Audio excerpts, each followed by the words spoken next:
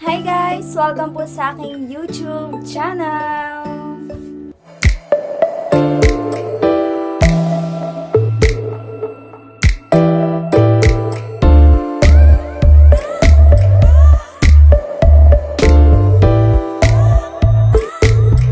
Today is my third vlog! Palakpakan dyan! So today, papakita ko sa inyo yung item na nabili ko sa Lazada. Ito yung Vanity Mirror Light. O, sampa pa. Ang halaga nito is 489 pesos po. Sulit na price na to guys. Meron na kayong LED mirror. Matagal ko na siyang gustong bilhin guys. And I'm so excited. Dahil magkakaroon na ako ng LED mirror. Woo! And ngayon, ikakabit na natin siya. Open na natin guys. So, meron siyang mga instruction. Ito pa. Yan. May mga instruction siya. Then, meron siyang sticker para madikit natin siya sa salamin. And then, syempre, yung ating mirror LED light natin. So, yung item na to guys is the USB type.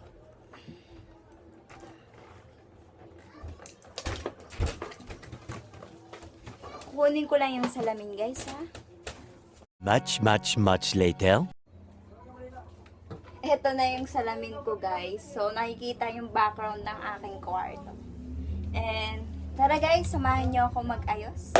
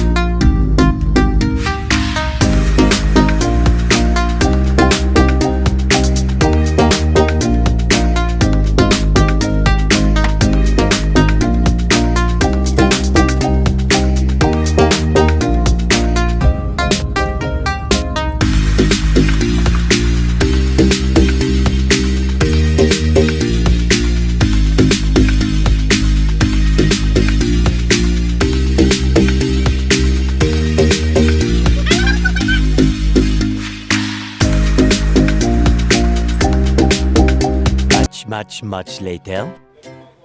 Ito na yung finished product natin, guys. So, ito na po, nakabit ko na siya lahat. Kailangan lang talaga matibay yung gamit natin na sticker.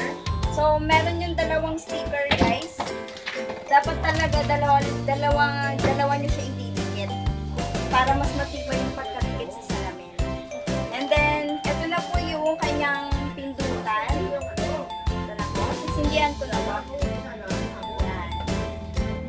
Ganyan siya. Kapag gusto natin siyang hinaan, pwede natin i-adjust to minus. Kapag dark, pwede rin po palitan ng kulay.